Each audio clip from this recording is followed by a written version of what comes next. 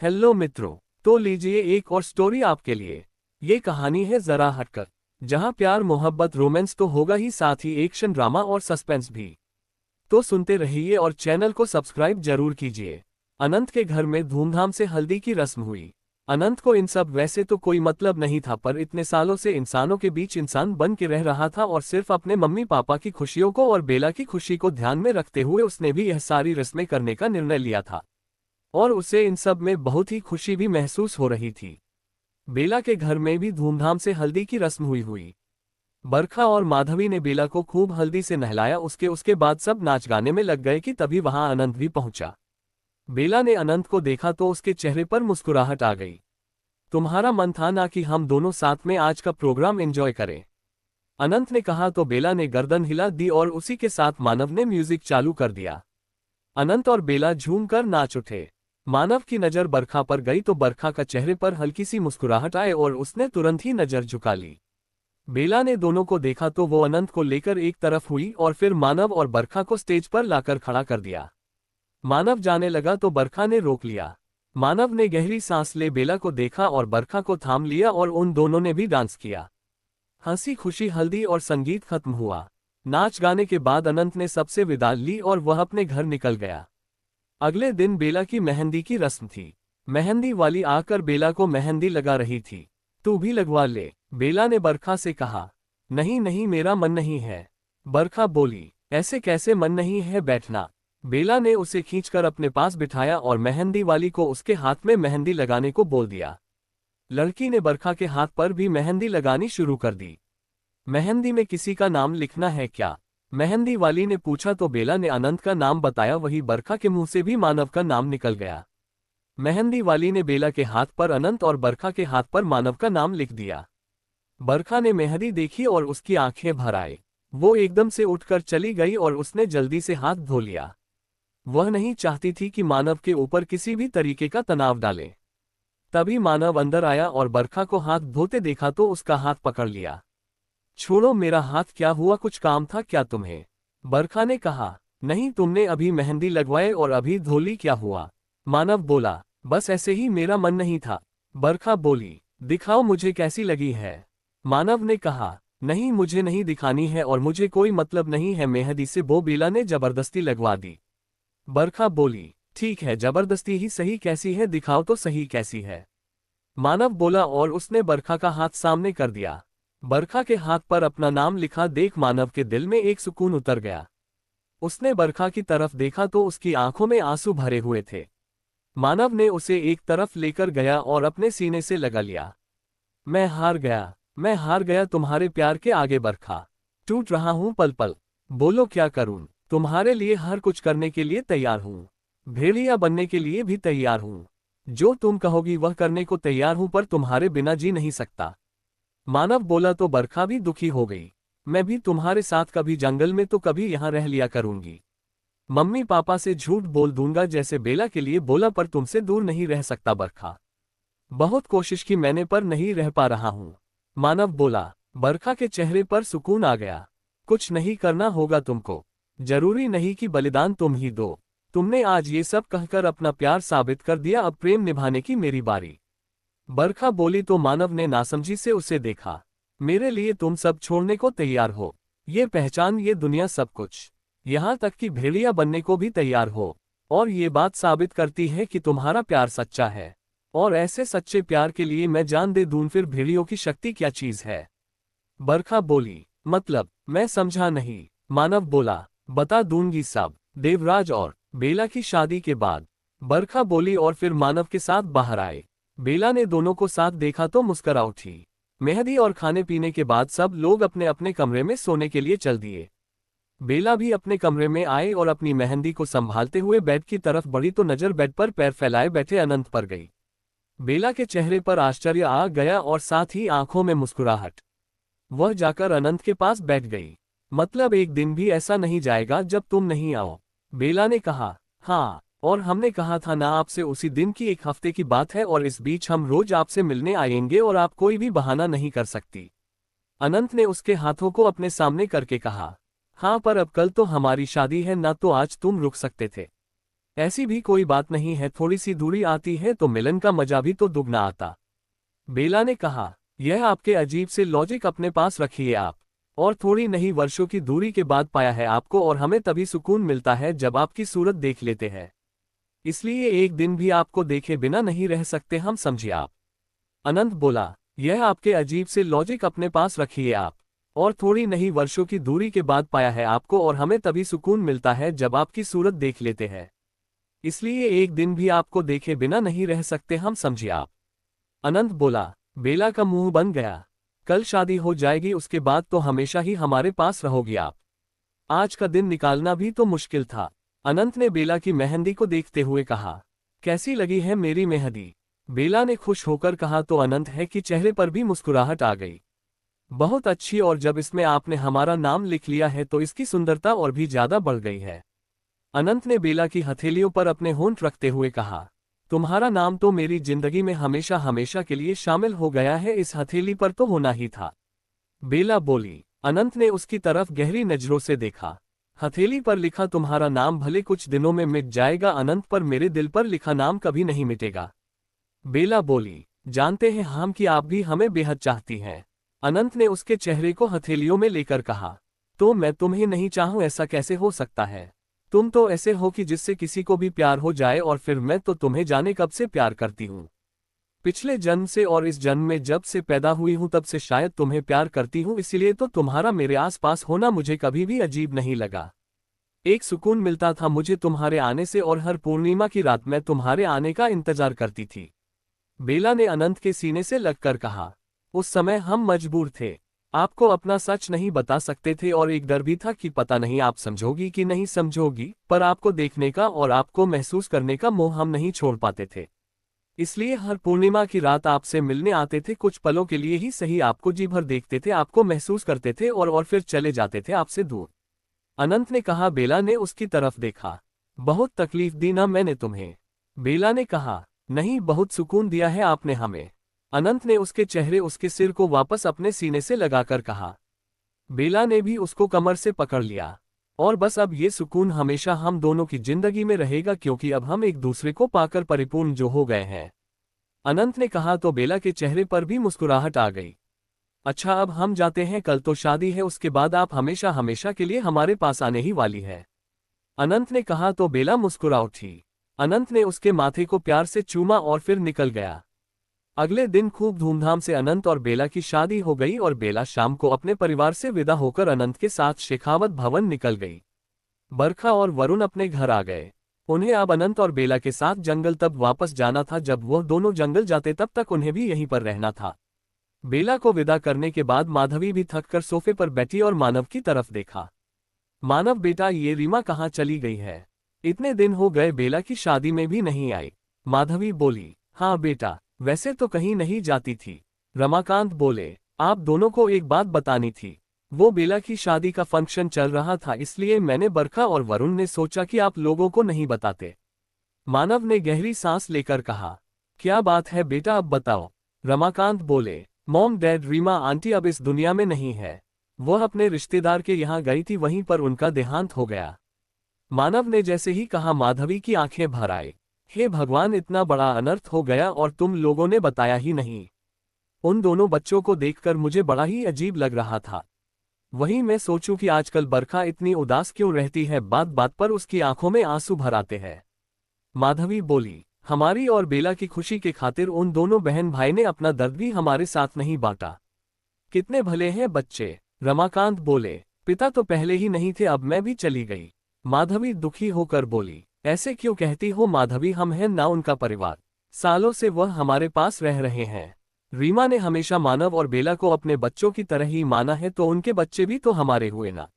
रमाकांत बोले, जी आपने बिल्कुल मेरे मन की बात कह दी। मैं तो सोच रही थी कि मानव की शादी बरखा के साथ करवा दे। भली है वह लड़की है, घर में आ जाएगी तो अच्छा है। माधवी ने कहा तो रमाकांत ने मानव की तरफ देखा। तुम क्या सोचते हो बेटा, क्योंकि रिश्ते इस तरीके से नहीं किए जाते हैं। तुम्हारी पसंद और इच्छा मायने रखती है। रमाकांत बोले तो मानव ने माधवी रमाकांत को देखा। मुझे बरखा पसंद है और मैं इस रिश्ते के लिए तैयार हूं, पर मुझे लगता है कि अभी बरखा को थोड़ा समय चाहिए। जब भी मुझे लगेगा कि वह तैयार है आप लोगों को बता दूंगा। मानव बोला और उठकर अपने कमरे में जाने लगा। इसका मतलब कि तुम दोनों एक दूसरे को पसंद करते हो, माधवी ने कहा तो मानव ने पलटकर उनकी तरफ देखा और उसके चेहरे पर मुस्कुराहट आ गई। जी मॉम, आप दोनों ने जिसे मेरी पत्नी की पत्नी के रूप में चुना है मैंने भी उसे ही आप दोनों की बहू के रूप में चुना है। इसलिए आप निश्चिंत रहिए, जब भी समय सही होगा शादी कर लूंगा और बरखा से ही करूंगा, बस जल्दबाजी मत कीजिएगा। मानव बोला और अंदर चला गया। उसकी बात सुनकर माधवी और रमाकांत के चेहरे पर सुकून आ गया। उधर अनंत के घर पर अनामिका और अभिमान ने बेला और अनंत का भव्य स्वागत किया। दोनों का गृह प्रवेश कराकर उन्हें अंदर लेकर आए और फिर अनामिका ने अपनी की रस्मों कभी न खत्म होने वाली लिस्ट शुरू कर दी। अनंत ने मुंह बनाकर अभिमान की तरफ देखा तो वह मुस्कुरा उठे। तुम्हारी माँ है, मैं तो नहीं रोक सकता, सालों से अरमान थे उनके तो पूरा करेगी ही। अब तुम उनकी इकलौती औलाद हो तो तुम्हें सब कुछ सहना ही पड़ेगा। अभिमान बोले तो अनामिका ने उन्हें घूरकर देखा। झेलना पड़ेगा मतलब ये भी कोई कहने वाली बात है। और लोग तरसते हैं इन रस्मों के लिए और आप हो कि बाप बेटे दोनों मिलकर मेरा मजाक बना रहे हो। रहने दो, मुझे नहीं करवाना। अनामिका मुंह फुलाकर एक तरफ बैठ गई। अनंत ने बेला की तरफ देखा और फिर दोनों जाकर अनामिका के पैरों के पास बैठ गए।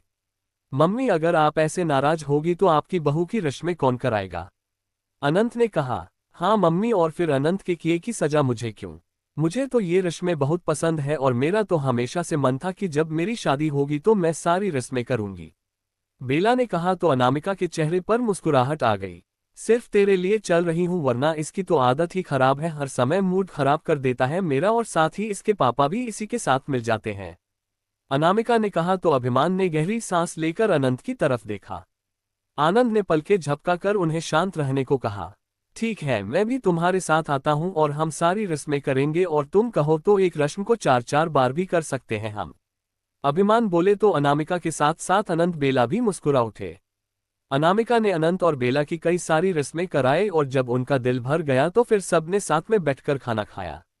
इतना होते होते तक काफी रात हो गई थी। अनामिका, अब बच्चों को आराम भी करने दो, कल फिर इनका रिसेप्शन भी है और उसके बाद इन दोनों को अपने हनीमून के लिए भी तो जाना है। अभिमान ने कहा। तो मैंने कब मना किया है? चलो बेटा, तुम्हें कमरे में छोड़कर आती हूँ। अनामिका बोली और बेला को लेकर अनंत के कमरे की तरफ चल दी। उनके जाते ही अभिमान ने अनंत के कंधे पर हाथ रखा। अनंत ने उनकी तरफ देखा। कल का रिसेप्शन हो जाए उसके बाद परसों सुबह तुम बेला को लेकर जा सकते हो, वहां भी तुम्हारी जरूरत है। बीच बीच में यहां आते रहना ताकि तुम्हारी मम्मी को शक ना हो। थोड़े समय बाद मैं उन्हें समझा दूंगा कि तुम बाहर विदेश में शिफ्ट हो रहे हो। अभिमान ने कहा तो अनंत ने उनकी तरफ देखा और उनके गले लग गया। मैं कहीं नहीं जाऊंगा पापा, हमेशा यही रहूंगा आप दोनों के साथ। जब जरूरत होगी तब जंगल जाया करूंगा, कभी मैं कभी बेला और कभी हम दोनों, पर उसके लिए मम्मी को ये कहने की जरूरत नहीं है कि मैं हमेशा के लिए चला गया। मैं दोनों जगह संभाल लूंगा पर आप दोनों को छोड़कर कहीं नहीं जाऊंगा। अनंत बोला तो अभिमान ने उसकी आंखों में देखा। आप दोनों ने मुझे एक औलाद जैसा प्यार किया है, हर अधिकार दिया है, तो मैं भी अपने बेटे होने का फर्ज निभाऊंगा। अनंत बोला तो अभिमान ने भरी आंखों से उसकी तरफ देखा। और पापा, यह मैं कोई एहसान नहीं कर रहा हूँ। हर किसी को एक परिवार की जरूरत होती है और किस्मत से मुझे वह परिवार मिला है, तो मैं उस परिवार को किसी भी कीमत पर नहीं खोना चाहता और ना ही बेला चाहेगी, अनंत ने कहा। अभिमान ने उसके कंधे को थपका। खुशी हुई जानकर बेटा, बस मेरी तरफ से कभी कोई दबाव नहीं होगा क्योंकि मैं तुम्हारा सच जानता हूं। अभिमान बोले, दुनिया का कोई भी सच एक बेटे को उसके माँ बाप से अलग नहीं कर सकता पापा। अनंत बोला। अभिमान ने उसकी तरफ देखा। हाँ पापा, मैं मानता हूं कि मेरे अंदर आत्मा देव की है, पर यह शरीर तो आपके बेटे अनंत का है और हमेशा रहेगा। अगर अनंत नहीं होता तो देव को भी कभी शरीर नहीं मिलता, और आप नहीं होते तो अनंत नहीं होता है, इसलिए आपसे और मम्मी से अलग होने का तो सवाल ही नहीं उठता। और रही बात जंगल और भेड़िया समुदाय की, तो वह मैं सब संभाल लूंगा, अनंत बोला। थैंक यू बेटा, थैंक यू सो मच। तुमने आज ये बोलकर मन से एक बड़ा बोझ उतार दिया, वरना हमेशा से एक डर था कि जिस दिन भी सब सही हो जाएगा तुम हमें छोड़कर चले जाओगे। कभी कभी तो मन करता था कि तुमसे कहूं कि मत जाना हमें छोड़कर, पर इतना स्वार्थी तो हम नहीं हो सकते। मैं जानता था कि मासा ने अनंत को पुनर्जीवन कैसे दिया और किन परिस्थितियों में दिया, तो हम तुम्हारे उद्देश्य के रास्ते तो नहीं आ सकते थे। पर फिर भी मन में एक मोह है, सालों से तुम्हारे साथ रहे हो, अब तुम्हारे बिना रहना शायद हमारे लिए भी मुश्किल होता। अभिमान बोले, सिर्फ आपके लिए नहीं पापा, मेरे लिए भी मुश्किल है। मैं भी आपसे और मम्मी से अलग होकर नहीं रह सकता और ना ही रहना चाहता हूँ। मैं और बेला हमेशा अपने परिवार के साथ रहेंगे पापा, वादा करता हूँ मैं। अनंत ने कहा तो अभिमान ने वापस से उसे अपने सीने से लगा लिया और उनकी आंखों में हल्की नमी उतर आई, जिसे उन्होंने जल्दी ही छिपा लिया और उनके चेहरे पर मुस्कुराहट खिल गई। जाओ जाओ, आप आराम करो, वरना तुम्हारी मम्मी का बस चलेगा ना, तो पूरी रात कोई ना कोई रस्म कराती रहेंगी। तुम दोनों भी थक गए होगे। अभिमान ने कहा तो आनंद अपने कमरे की तरफ बढ़ गया। अनंत ने धड़कते दिल से कमरे में कदम रखा। सालों के इंतजार के बाद आज फिर उसका और सौंदर्य का मिलन होना था। एक खुशी अनंत के मोहक चेहरे को और अधिक आकर्षक बना रही थी। नजर सामने दुल्हन के लिबास में बैठी बेला पर गई तो धड़कनों का शोर और भी ज्यादा हो गया। बेला के चेहरे पर एक मासूम खूबसूरत सी मुस्कुराहट थी और वह एकटक अनंत को ही देख रही थी। अनंत ने उसे खुद की तरफ देखता पाया तो उसके चेहरे पर एक खूबसूरत सी मुस्कुराहट आ गई। उसने दरवाजा बंद किया और बेला की तरफ बढ़ गया। बेला के पास बैठा और उसके हाथ को अपने हाथों के बीच थाम लिया। इस पल का न जाने कितने वर्षों इंतजार किया है हमने कि कब आप हमेशा हमेशा के लिए हमारी हो जाएंगी, सिर्फ हमारी। फिर हम दोनों के बीच में कोई नहीं होगा, कोई हमें आपसे दूर नहीं करेगा, अनंत ने कहा। बेला ने उसकी आंखों में देखा और उसके सीने से सिर टिका दिया। मैं तुम्हारी हूं अनंत। बेला अनंत काल से अनंत की है और अनंत काल तक सिर्फ अनंत ही रहेगी। बेला बोली, शुक्रिया हमारी जिंदगी में आने के लिए और हमें इतनी खुशियां देने के लिए। आप हैं तो हम हैं, आपके बिना हमारा भी कोई अस्तित्व नहीं है। अनंत ने उसके चेहरे से हाथ लगाकर उसके गाल को सहला के कहा, सिर्फ मैं नहीं, हम हैं तो सब है। हम नहीं तो कुछ भी नहीं है। और मैं और तुम मिलकर अब हम बन चुके हैं और हमेशा रहेंगे। हर पल पर हर कदम पर तुम्हारा साथ दूंगी, हर जिम्मेदारी में बराबर हिस्सेदारी होगी मेरी, फिर चाहे यहाँ मम्मी पापा की जिम्मेदारी हो या हमारे जंगल और हमारे कुनबे की। बेला बोली, जानते हैं हम कि आप एक बहुत ही समझदार लड़की है। अल्हड़पन के साथ साथ आपके अंदर जिम्मेदारियों का भी बोध है। अनंत ने कहा, सब कुछ तुम्हारे साथ रहने का नतीजा है। बेला बोली। अनंत ने उसकी गोद में सर रख दिया और उसके चेहरे की तरफ देखने लगा। बेला भी एकटक सिर्फ उसे देखे जा रही थी।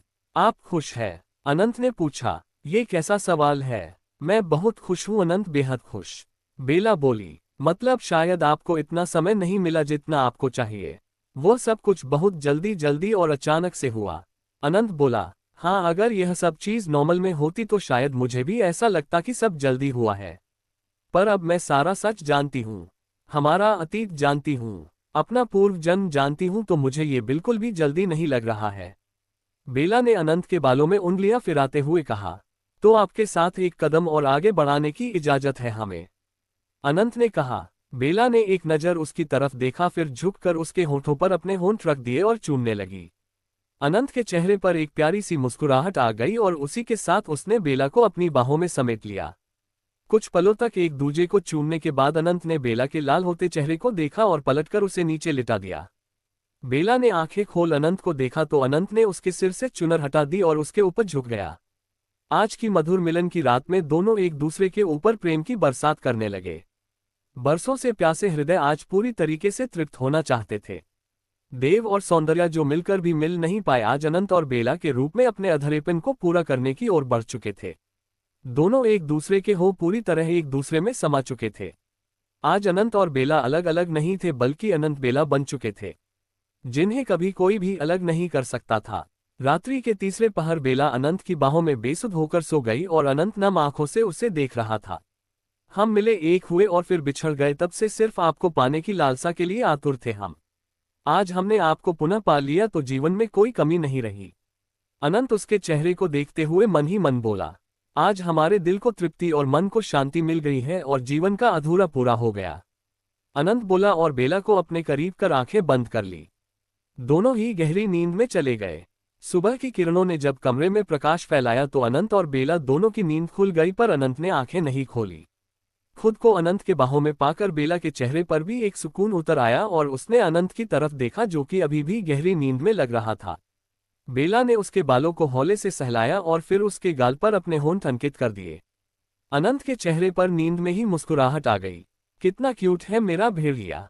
बेला बोली और फिर उठने को हुई ही थी कि अनंत ने उसे वापस खींच लिया और वह उसके ऊपर जा गिरी। इस क्यूट से भेड़िए को सिर्फ इतना सा प्यार हुआ है, ये तो गलत है। महारानी बेला, अनंत बोला तो बेला ने आंखें बड़ी करके उसे देखा। मतलब कि तुम जाग रहे थे और मुझे उल्लू बना रहे थे। बेला बोली, लो कर लो बात, इसमें बनाने वाली क्या बात है। अनंत ने कहा तो बेला ने आंखें छोटी करके गुस्से से उसे देखा। मतलब मैं उल्लू हूँ? बेला बोली, नहीं तो आप भेड़िया हो तो उल्लू कैसे हो सकती हो? कोई एक ही तो हो सकता है। अब आप तय कर लो कि भेड़िया हो या उल्लू। अनंत ने उसे छेड़ते हुए कहा तो बेला का मुंह बन गया और वह नाराज होकर उसकी तरफ पीट करके बैठ गई। तो मित्रों, अगला भाग जल्दी ही